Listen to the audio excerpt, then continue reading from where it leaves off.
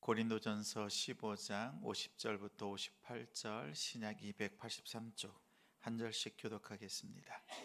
형제들아, 내가 이것을 말하노니 혈과 육은 하나님 나라를 이어받을 수 없고 또한 썩는 것은 썩지 아니하는 것을 유업으로 받지 못하느니라. 보라, 내가 너희에게 비밀을 말하노니 우리가 다 잠잘 것이 아니요 마지막 나팔에 순식간에 홀연히 다 변화되리니 나팔 소리가 나매 죽은 자들이 썩지 아니할 것으로 다시 살아나고 우리도 변화되리라.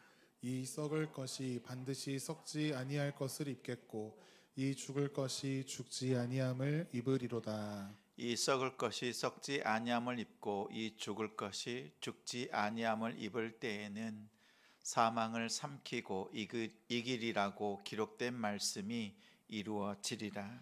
사망아, 너의 승리가 어디 있느냐?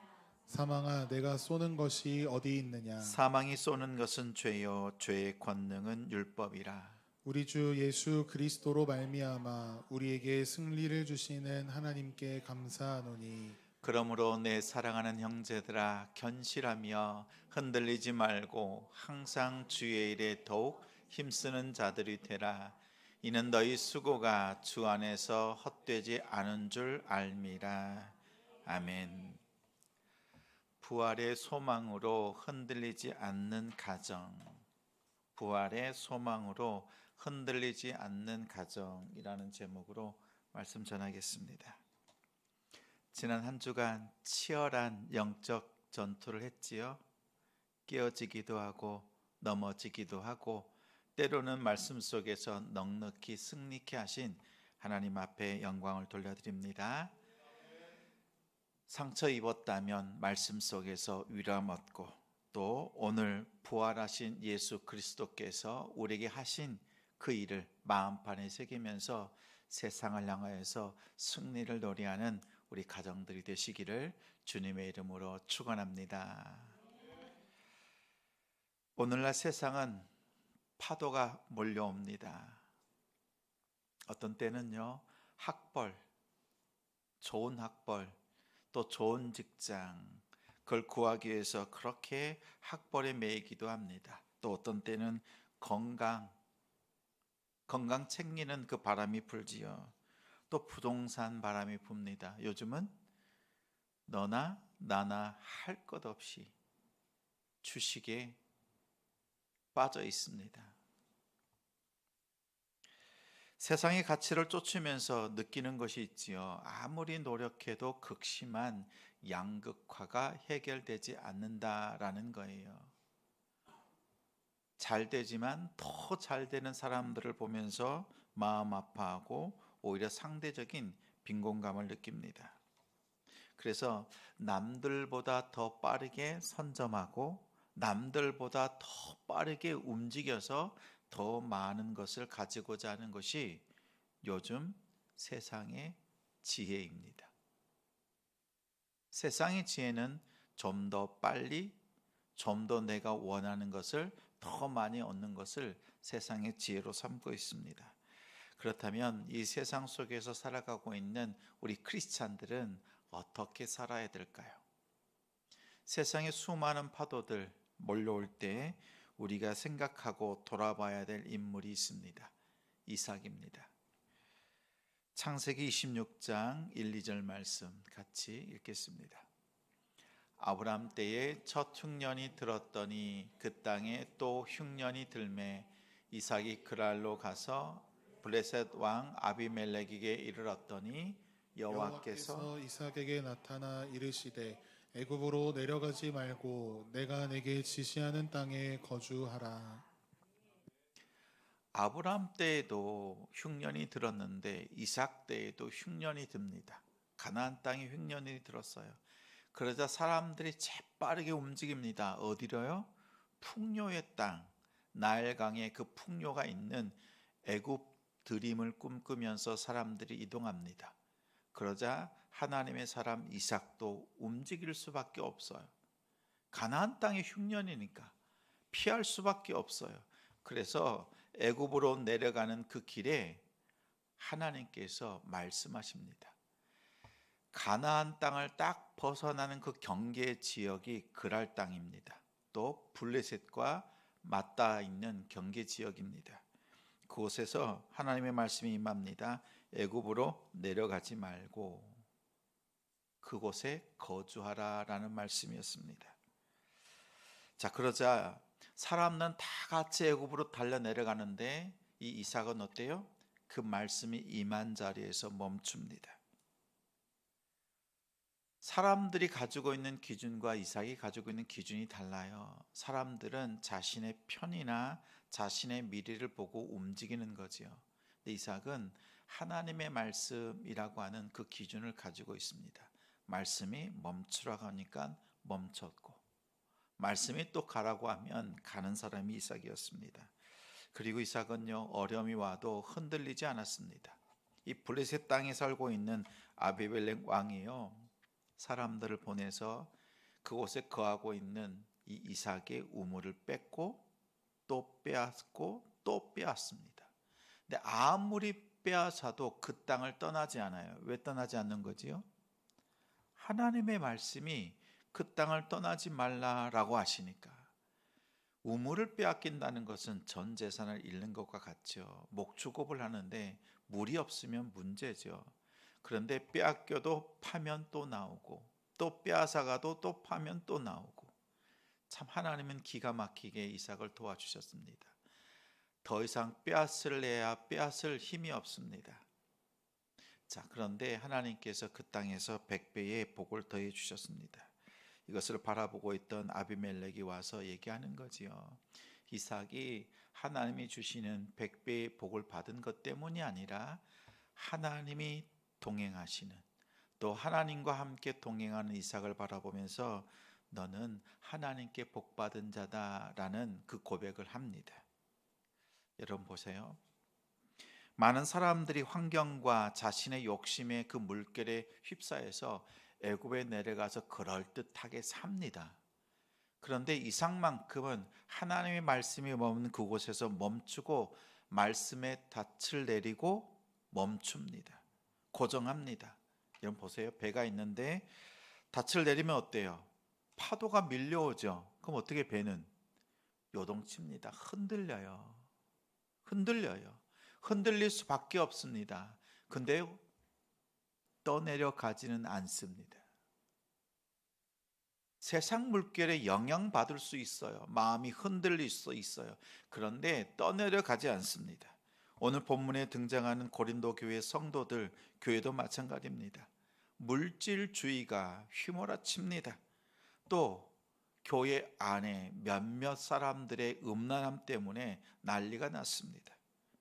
또 파당을 짓습니다. 이방 철학이 들어와서 이 고린도라고 하는 그 도시에 있는 성도들, 또 가정들을요, 날마다 유혹하고 흔들어 놓았습니다. 심지어 교회 안에 죽은 자의 부활이 없다라고 하는 그 신앙의 근간까지 흔드는 이단 사상들까지 들어왔습니다. 사도 바울은 15장에 앞서서, 부활을 다루기에 앞서서 그러한 문제들에서 다 얘기했어요. 하나하나 조목조목. 그리고 믿음으로 어떻게 살아야 되는지를 가이드해 주었습니다. 그러면서 이 고린도전서 말미에 와서 딱 결론을 짓는 것이 있습니다. 그렇다.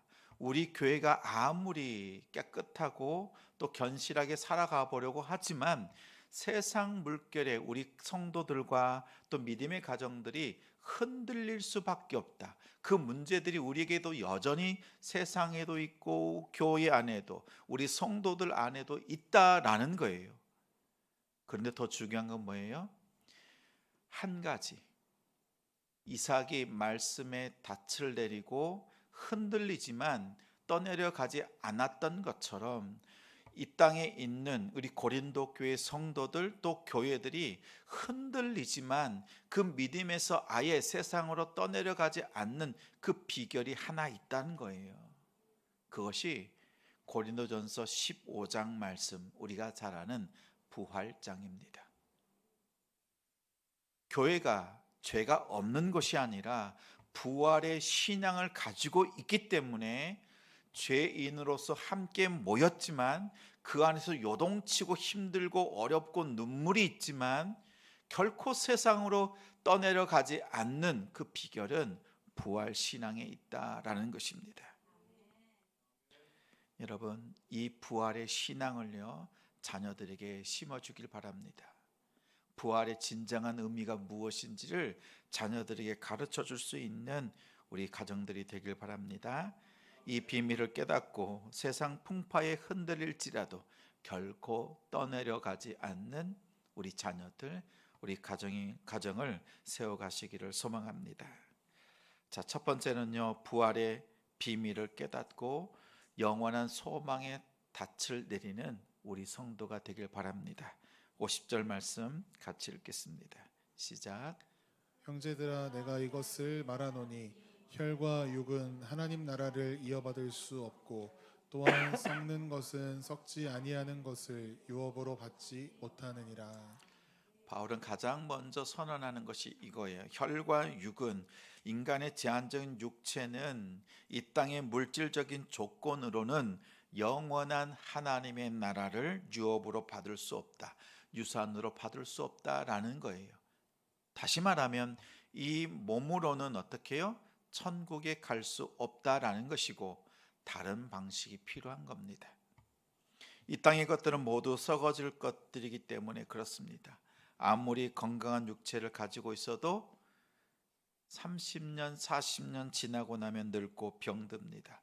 아무리 많은 재물을 또 높은 권세를 가지고 있어도 언젠가는 다 내려놓아야 되고 그 권세는 사라지고 맙니다. 근데 우리는 왜 흔들리지요? 왜 우리의 마음이 요동치고 우리의 생각과 마음이 세상의 영향을 받을까요? 우리 가정의 소망과 목적, 우리 각자의 그 삶의 목적을요, 이 땅에 있는 썩어질 것, 유한한 것들의 목표와 목적을 두고 있기 때문에 그렇습니다. 세상적인 성공, 아파트 평수를 넓혀가는 것, 화장실 개수가 더 늘어가는 것, 통장 잔고가 늘어가는 것, 이런 것들의 인생의 목적을 두고 있으면 그러한 것들이 흔들리면 어때요? 영향받을 수밖에 없지요. 영향받을 수밖에 없습니다. 우리의 마음과 가정, 자녀들이요, 통째로 흔들립니다. 51절 말씀 다 같이 읽겠습니다. 보라, 내가 너희에게 비밀을 말하노니 우리가 다 잠잘 것이 아니요 마지막 나팔에 순식간에 호련히 다 변화되리니. 자, 우리가 이 땅의 것들에, 썩어질 것들에 마음을 두고 살면 안 된다라는 거예요. 그것은 없어질 것이니까. 근데 우리가 이제는 천국에 간다면 주님 앞에 갈 때는 방식이 있는데 그건 비밀이래요. 여기서 비밀이라고 하는 것은 미스테리온이라고 하는 단어인데요, 우리 미스테리 하잖아요. 그 단어의 어원이 되는 단어입니다.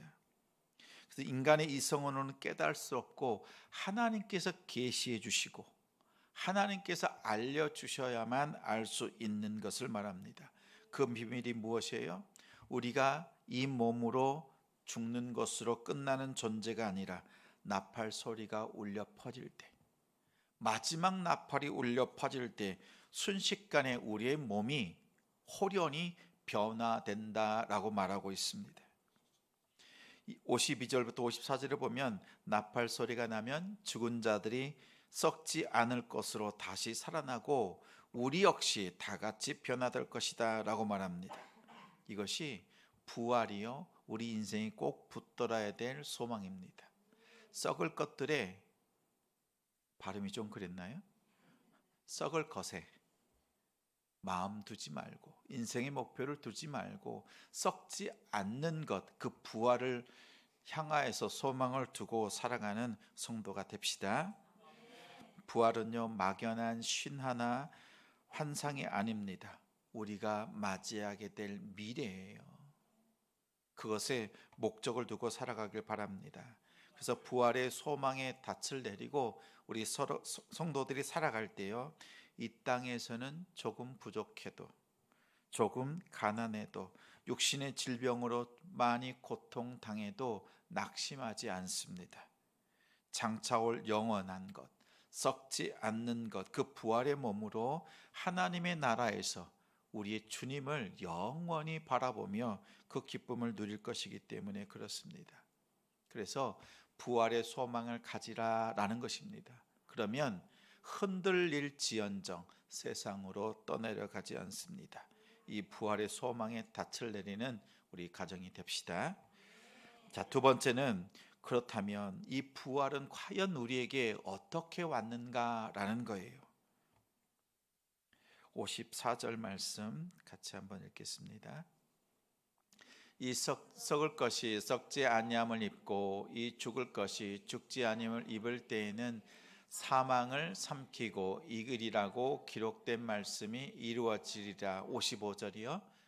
이어서 사망아 너의 승리가 어디 있느냐, 사망아 내가 쏘는 것이 어디에 있느냐. 부활하신 예수 그리스도를 통해서 사망이 삼킨 바 됩니다. 사망이 사망 선고 받았습니다. 바울은 55절 말씀이 어떻게 해요? 승리한 장수가요 항복한 그 원수에게 그 항복을 받아내는 것처럼 큰 소리로 외치는 거예요. 사망아 너의 승리가 어디 있느냐, 사망아 내가 쏘는 것이 어디 있느냐 라고 말합니다. 사망이 우리를 넘어뜨리고 우리를 가장 두렵게 합니다. 이 세상의 어떠한 권력가도 또 자산가도 죽음 앞에서는 벌벌 떨지요. 가장 싫은 겁니다. 죽는 것이 가장 싫어요. 이것만큼 피하고 싶어요. 그러나 사망을 피할 사람은 아무도 없습니다. 근데 56절에 보니까요, 사망에 쏘는 것은 죄요, 죄의 권능은 율법이다 라고 했습니다. 하나님께서 선하게 주신 그 율법은 우리의 잘잘못을 옳고 그름을 판단만 해줘요. 근데 판단받은 이 죄인이라고 죄를 지었다라고 판단하자 그것을 빌미 삼아서 사망은 우리에게 다가와 우리에게 두려움으로 엄습합니다. 죽음이라고 하는 것을 가지고 우리를 공격합니다. 우리를 죄인인 것을 폭로하고 어떻게 해요? 정죄합니다. 근데 그리스도는 우리를 정죄하지 않습니다. 정죄하지 않는다라고 하는 것은 죄가 없다라는 게 아니에요. 죄가 있는데 너 죄 지었다라고 말하지 않는 거예요. 하나님은 우리를 향해서 정죄하지 않으십니다. 자, 그래서 모든 인간은 죄책감, 죽음의 공포에 떨 수밖에 없습니다. 그런데 57절 말씀 우리 이어서 같이 읽겠습니다. 시작. 말미암아 우리에게 승리를 주시는 하나님께 감사하노니. 우리에게 승리를 주시는 하나님께 감사한대요. 그런데 누구로 말미암아요? 예수 그리스도로 말미암아. 우리 주님께서 우리의 죄를 대신해서 십자가에 못 박혀 죽으셨습니다. 그리고 그 죄가 찔러서 우리의 사망에 이를 수밖에 없는 그것을 제거해 주신 겁니다. 사흘 만에 무덤에서 일어나셔서 사망 권세를 완전히 깨뜨리심으로 부활 승리하셨습니다. 이제는요, 예수님을 믿는 사람들은 더 이상 정죄가 없습니다. 또한 사망의 공포가 더 이상 힘을 쓰지 못합니다. 사망 권세가 우리를 붙잡아 둘 수가 없습니다.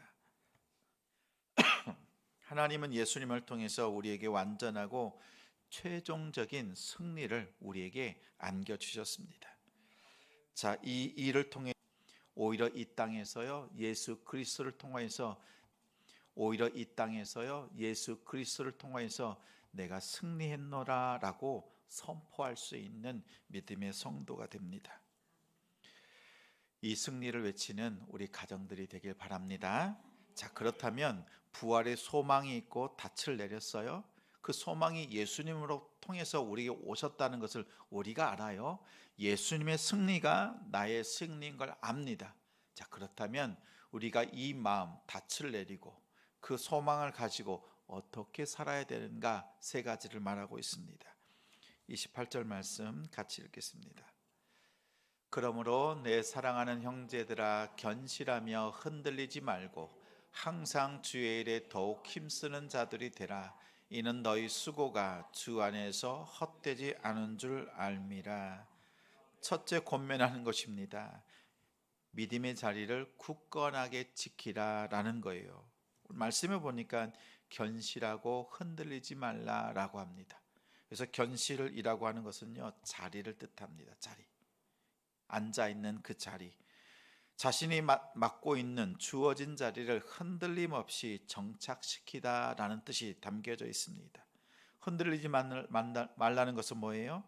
거센 바람이 불어와도 떠내려가지 않도록 자기 자리를 지키는 것입니다. 믿음의 가정은요, 믿음의 자리를 잘 지킵니다.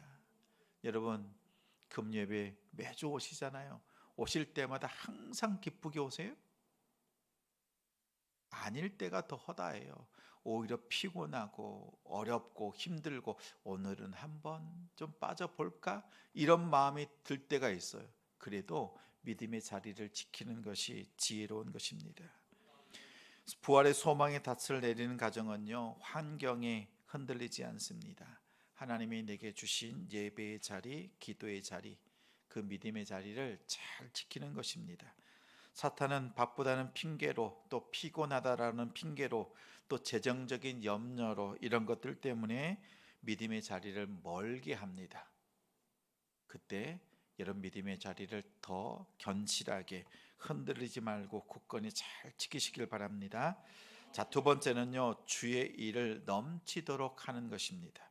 항상 주의 일에 더욱 힘쓰는 자가 되라라고 하고 있어요. 여기서 힘쓰다라고 하는 것은 근육, 그 힘을 쓰는 것이 아니라요, 여기 컵이 있죠. 컵에 물을 채우는데요, 그 물이 철철 넘칠 정도로 채우는 것을 말합니다. 이것을 힘쓰다라는 뜻이에요. 무슨 일이냐면 주의 일을 할 때는요, 아낌없이 하는 거예요. 누가 보면 과하다 할 정도까지. 그래서 주님께서 하시는 것처럼, 주님께서 공급해 주시고 주님께서 일하시는 것처럼 그 에너지를 가지고 있는 것을 차고 넘치도록 쏟아붓는 거예요. 마음과 시간과 물질을 쏟아붓는 겁니다. 무슨 일이에요? 세상 일에 그러지 말고 주의 일에. 여러분, 주의 일이 무엇입니까? 가정 안에서는 서로 사랑하는 거지요. 허물을 덮어줍니다. 용서합니다. 격려합니다. 자녀들을 신앙으로 양육하는 것, 그 일에 넘치도록 하라는 거예요. 부탁드려요. 여러분의 자녀를 교회 예배 한 번 드린 것으로 신앙생활 잘한다, 교회 출석하는 것으로 신앙이 좋다, 이렇게 생각하시면 안 돼요. 그 한 시간이 소중하지만 나머지 시간들은 여러분이요, 자녀들을 양육하셔야 합니다. 또한 이제 가정 밖에서 주의 일을 확장해야 됩니다. 고통받는 이웃을 구제하는 것 살피셔야 돼요. 연약한 지체를 돌아보는 것, 죽어가는 영혼들을 부활의 복음으로 살려내는 그런 선교적인 가정이 되길 바랍니다. 선교적이라고 했어요. 그렇죠? 복음이 없는 곳에, 필요한 곳에 여러분이 힘있게 섬기고 찾아가고 돌아보는 것입니다. 여러분의 물질과 시간, 여러분의 은사를 아낌없이 주를 위하여서 사용하시는 성도가 됩시다. 이것이 주의 일에 더욱 힘쓰는 자들의 모습입니다. 자, 세 번째는 우리 가정의 눈물과 수고가 결코 헛되지 않다라고 말하고 있습니다. 너희의 수고가 주 안에서 헛되지 않다라는 거지요. 여러분, 믿음 생활할 때요, 다 같이지만 어떤 때는 외로움을 탈 때가 있어요. 목사님이 옆에 있어도, 성도님들이 옆에 있어도 힘들고 혼자 외로울 때가 있어요. 근데 기억하십시오. 여러분의 수고는 주님이 알고 계세요. 그리고 말씀해 주시는 거예요. 너희의 수고가 이 땅에 떨어지지 않고 주님 앞에 드려지고 있다라는 것을 말합니다. 헛되다라는 것은 공허한 거예요. 공허한 거. 내가 주를 위해서 열심히 했는데 내 마음에 공허함이 찾아오지 않도록 하나님께서는 살아계시고 그분이 여러분과 함께 하십니다. 눈물로 씨를 뿌리잖아요. 그럼 반드시 거둡니다. 반드시 거둬요. 시편 말씀에 보면 눈물로 씨를 뿌리잖아요. 근데 왜 눈물로 씨를 뿌린지 알아요? 이스라엘 백성들이 바벨론 포로로 갔다가 돌아왔어요. 귀환했어요. 그런데 예루살렘 땅에 돌아왔는데, 유대 땅에 돌아왔는데 어때요? 살만한 곳이 아닌 거예요. 아무리 기도하고 아무리 예배하고 아무리 헌신하고 충성하고 해도 거둬들일 열매가 보이지 않아요. 전혀 기대가 되지 않는 상황이라는 거예요. 그래서 눈물로 뿌리는 거예요. 추수할 것이 보이지 않지만 씨를 뿌리는 거예요. 왜요? 환경은 추수할 수 있는 것을 기대는 할 수 없지만 씨가 가지고 있는 그 생명력을 믿기 때문에 씨를 뿌리는 거예요. 근데 반드시 거두어 드린다라는 겁니다. 우리 성도들의 가정의 환경들이 다 달라요. 그래서 내가 아무리 기도해도 아무리 충성하고 열심히 믿음으로 살아도 거둬들일 것이 없는 것처럼, 추수할 때가 오지 않을 것처럼 보일 때가 있어요. 그때도 어떻게 해요? 눈물로 씨를 뿌린다라는 거예요. 그리고 하나님은 반드시 거두게 하신다라는 것입니다. 마침내 영광스러운 부활의 날에 또한 하나님께서 기억하여 주시고 우리에게 잘했다라고 말씀하실 것입니다. 성도 여러분, 낙심하지 마십시오. 우리 주님께서 기억하십니다. 그것으로 충분합니다. 마지막 날에 나팔이 울려질 때요, 이 요동치던 그 세상은요, 주님 앞에 모든 것이 멈춰지고 주님 앞에 결실하는 때가 올 것입니다. 그때까지 부활의 소망의 닻을 내리고 견실하게 믿음의 자리를 지키면서 주의 손과 발이 되어서 아름다운 일들을 잘 감당할 수 있는 우리 가정과 우리 성도들이 되시기